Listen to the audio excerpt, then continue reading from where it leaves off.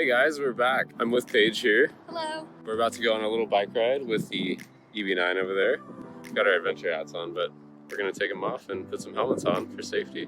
See you guys in a sec. So, I got a skateboard because, well, we don't have two bikes, and that bike is special for you. So, I'm gonna put this guy on. Safety first. Very nice day, nice bike ride, great trail that we're on.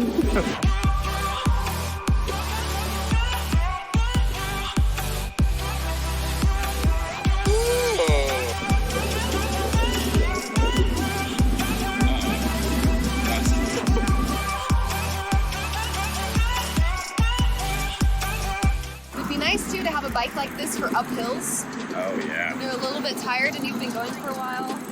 Or maybe if you have kids who are a little bit less enthusiastic about riding. I'm mainly noticing the difference with the gear shift with the manual pedaling. Basically, if I go to a lower gear, it gets a lot easier to pedal and the bike goes a lot more kind of on its own. Oh, okay. Where it seems if I do a higher gear, it takes a little bit more to get the bike going.